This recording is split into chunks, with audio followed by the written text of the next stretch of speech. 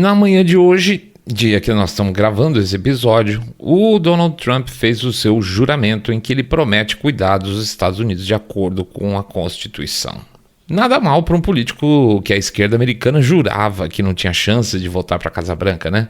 Nada mal para um político que, de acordo com alguns influencers da esquerda americana, nem tomaria posse hoje. Pois é, ontem tinha uns mané de esquerda lá, os influencers norte-americanos, falando para o pessoal dele, não se preocupe, ele nem vai tomar posse amanhã. E aí está. O Trump caminhou de volta para a Casa Branca apoiado pela maioria dos votos americanos, ganhando todos os swing states e principalmente contra o establishment mundial, não só americano. Trump jurou e nós, até que se prove em contrário, nos demos muito bem com esse juramento. E é sobre essas últimas horas em que eu quero conversar bem freestyle com vocês em 3, 2, 1. SBB Flash.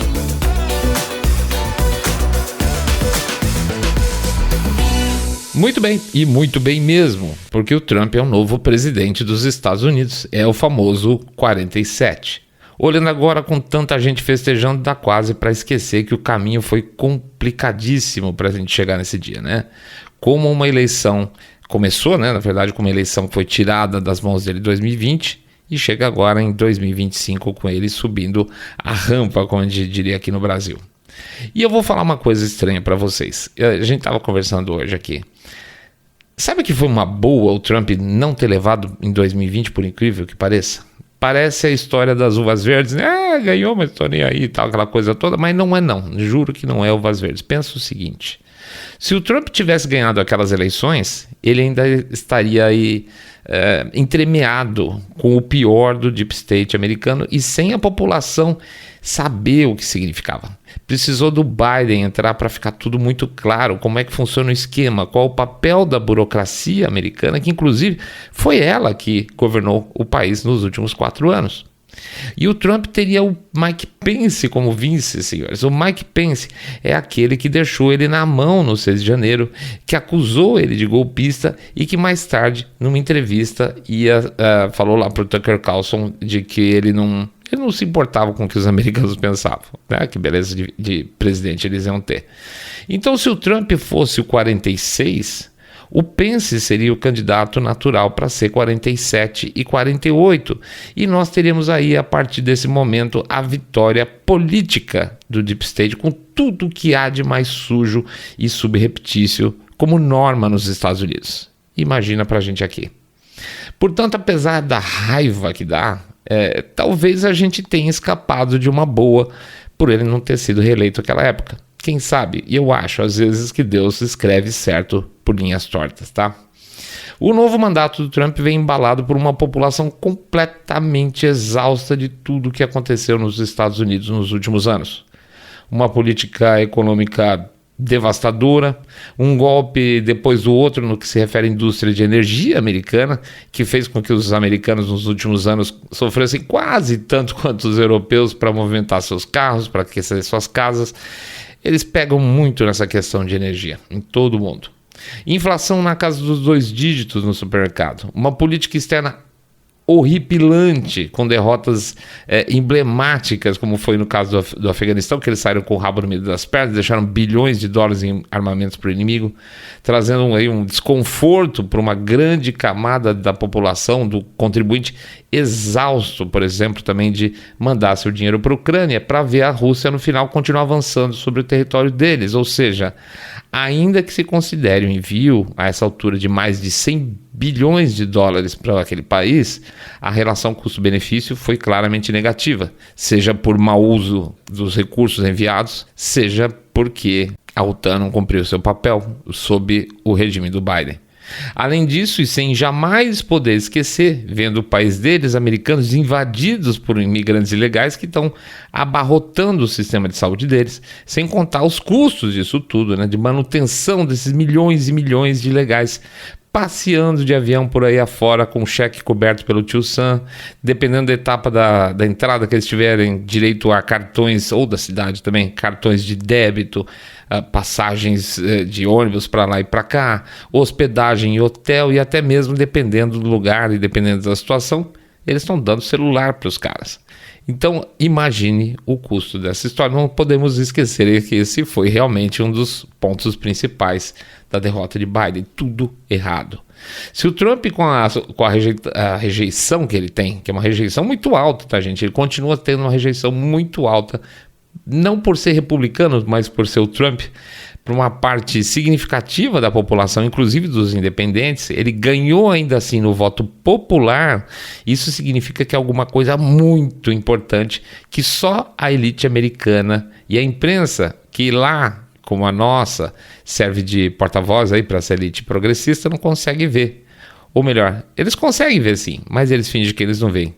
É que o discurso progressista venceu no sentido de acabou a validade, fim de papo, tá sem gás, ferrou-se. O Trump também já começou a bater logo no seu discurso de aceitação lá nas causas woke, assim que ele tomou posse, né? Falou do DI, das repartições federais com que ele vai eliminar todo esse tipo de política. Falou do perdão aos militares afastados por não aceitarem ser vacinados e terem sido ou coagidos ou demitidos, né? Esse ponto, inclusive, funciona como um pacificador interessante dentro da base dele, do Trump, tá? O Trump jamais rejeitou as vacinas, porque na primeira eleição foi um fator de venda dele, né? Na reeleição, na verdade. E, de certa forma, a base não gostava desse discurso, porque estava de saco cheio da vacina. E ele conseguiu mostrar, através desse ato hoje, que ele era contra a obrigatoriedade. Então, considere, gente, que fica pacificado. Durante todo o dia a gente ficou acompanhando não só os movimentos do novo governo, como também a imprensa, a reação dos americanos, a reação dos brasileiros com relação a esse tópico. E foi tudo muito interessante de verdade. E eu queria começar falando dos brasileiros.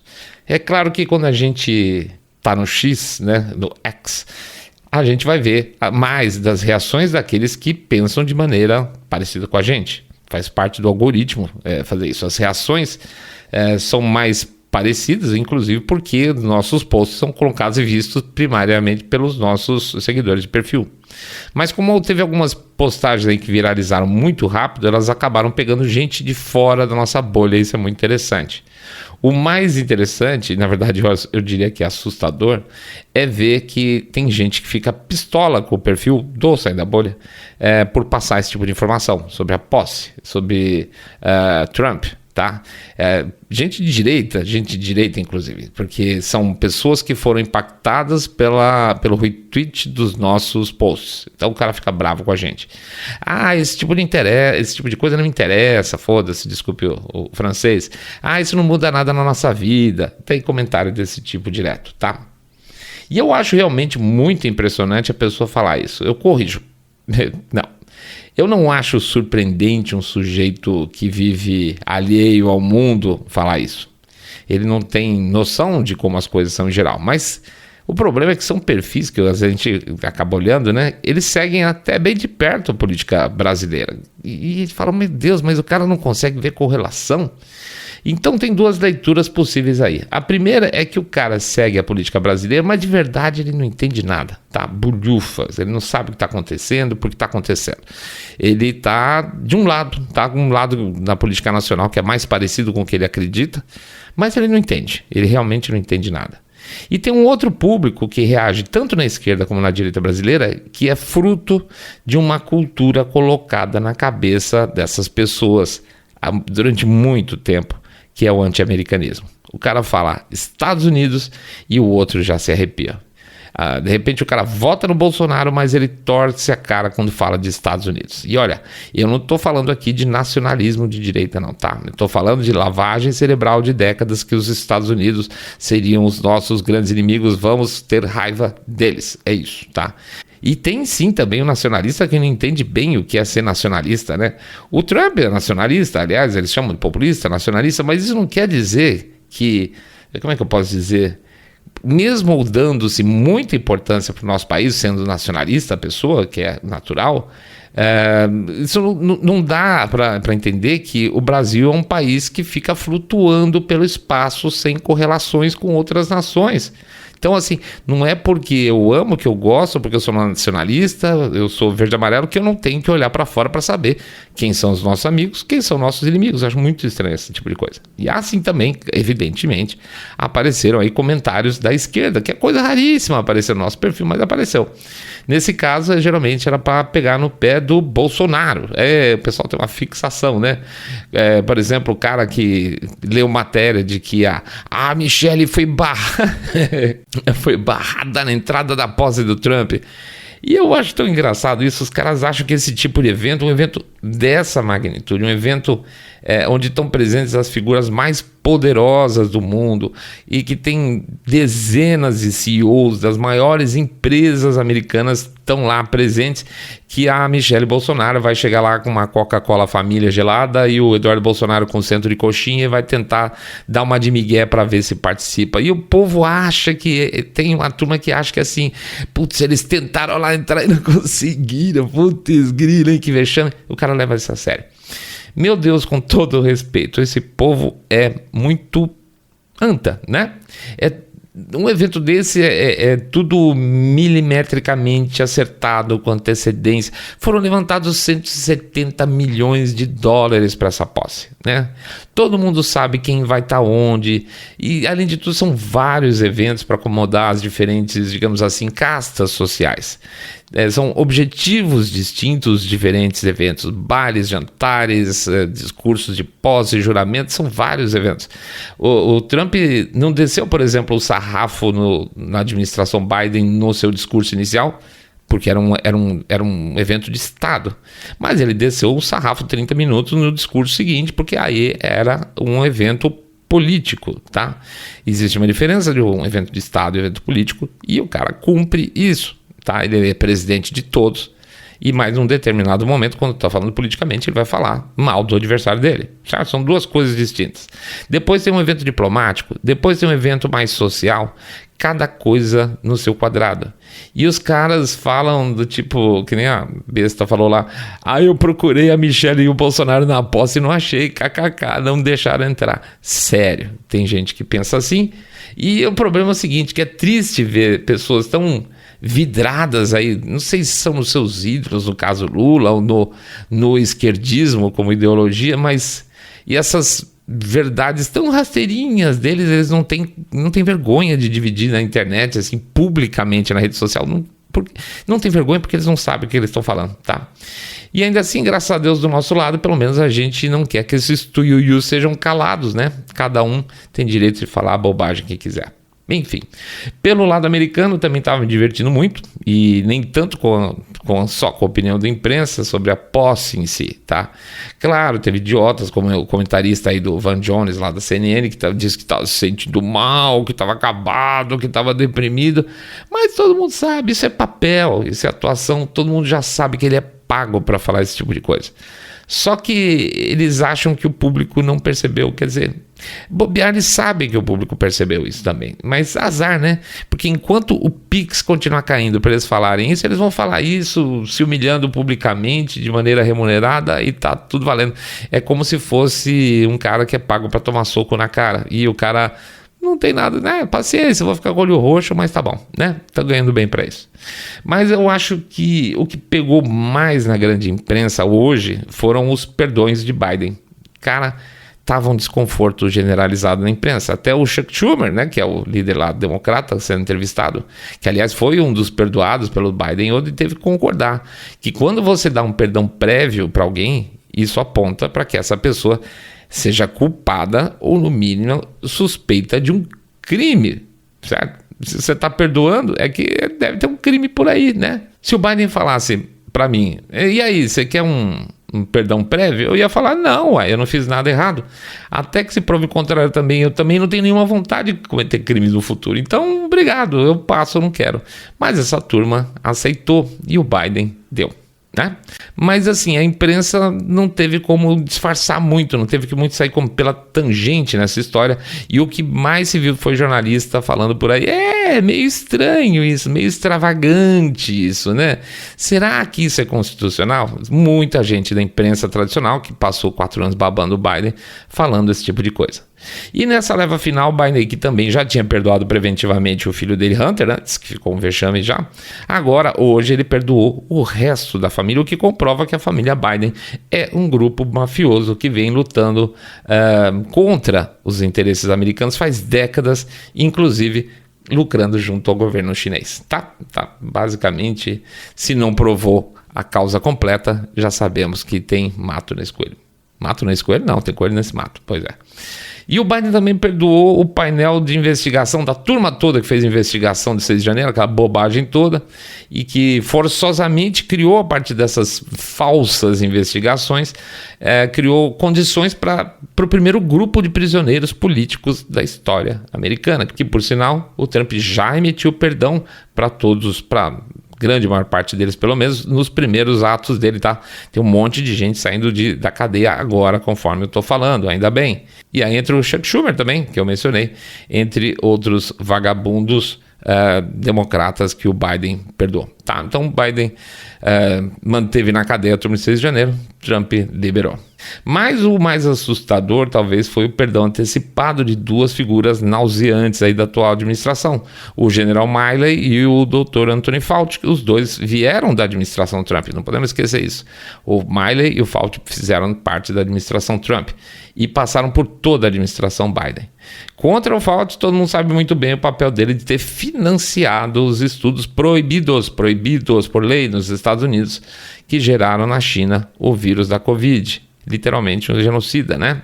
E contra o Milley, entre outras coisas, tem o fato dele ter entrado em contato com o contraparte. Ele era chefe das Forças Armadas, ele ligou lá para um general chinês, na época, no final do governo Trump, para falar, olha, nós não vamos atacar, vou fazer uma coisa maluca, tá? Ele entregando o ouro lindamente para a China, sem autorização do Trump, tá? Então isso chama-se traição, tá? Ele passou por cima do chefe das Forças Armadas, que era o Trump. Eu não sei como vai ficar essa história do perdão, tá? O fato é que absolutamente irracional a gente poder imaginar que se pode emitir um perdão antecipado aos crimes das pessoas. Eu acredito que isso tudo vai para a mão da Suprema Corte americana em algum momento, e se eu tivesse que chutar, e vou chutar aqui, que isso não vai dar bom para eles não, tá? Eu acho que essa porra vai cair. Mas foi interessante ver a imprensa ter que falar disso. Não tem como encarar isso com normalidade. É impossível. Nem para a imprensa é possível falar disso com normalidade. Jornalistas comentando lá, dizendo virtualmente uníssono que perdoar antecipadamente aponta para sinais de crime que não querem que sejam investigados. Tá? Não tem outra leitura possível, por isso que a imprensa não tem como fugir. Finalmente, então, claro, também falar um pouco da galera maga, que é só festa, né? Que esse monte de ordem executiva sendo despachada aí no primeiro dia, seja diante do público, num estádio ou já no Salão Oval com transmissão ao vivo. Prisioneiros sendo libertados, maravilha. Cartéis passando a ser organizações terroristas, por lei, ótimo.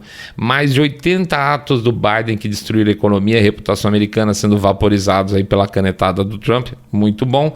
Muito trabalho pela frente, muito trabalho. O Trump chegou de volta à Casa Branca à noite para continuar a trabalhar, isso é ótimo sinal. É isso que os americanos esperam, porque a quantidade de sujeira a ser eliminada dessa administração nefasta, encabeçada aí pelo boneco Joe Biden, já causou estragos demais para o país deles e, na verdade, para o mundo todo em um nível muito além do aceitável. Qualquer que seja, e eu digo qualquer que seja o resultado da administração Trump, o mundo vai ser melhor daqui a 4 anos do que hoje, graças a Deus. E agora, como eu estou todo feliz, eu vou fazer uma coisa diferente. Eu vou mostrar a imagem que eu mais gostei no dia de hoje. Essa imagem é da hora que o Vance fez o juramento dele, tá? É uma imagem de uma família normal voltando ao poder nos Estados Unidos. O pai jurando prometer cuidar da família, a esposa orgulhosa olhando seu marido, porque nas expressões faciais que a gente lê isso com facilidade, né? Quando se ama alguém, a alegria da outra parte é a alegria nossa também. E um casal unido, A alegria de um é a alegria de dois. E por fim, uma criança na cena. Você vê que ela tá meio de saco cheio lá, mas criança é assim, criança é sincera e nada melhor que um pouco de sinceridade depois desses anos todos. Ou seja, uma família de verdade promete ser o futuro dos Estados Unidos, tá? Que vence para 48 e 49 com esse mesmo jeitinho que tá nessa foto, tá bom? É isso aí, pessoal. Muito feliz hoje. Agradeço a presença de todo mundo. Não vou deixar de fazer meu jabá. Pedir para vocês não esquecerem do nosso Pix. 1, 2, 3, 5, 10 trilhões de reais. Pingado não é seco. Ou também pedir para vocês darem uma passada na nossa loja. lojasaindodabolha.com.br. lojasaindodabolha.com.br. Muito feliz hoje. Muito trabalho. Trabalhamos para caramba para manter todo mundo o máximo informado possível. Agradeço demais a presença de todos vocês lá no nosso perfil no X. Muita paz, muita sabedoria para todo mundo, muita sorte para nós nesse feliz Trump novo. Um grande abraço para todos. Fiquem todos muito, mas super bem. Saindo da bolha.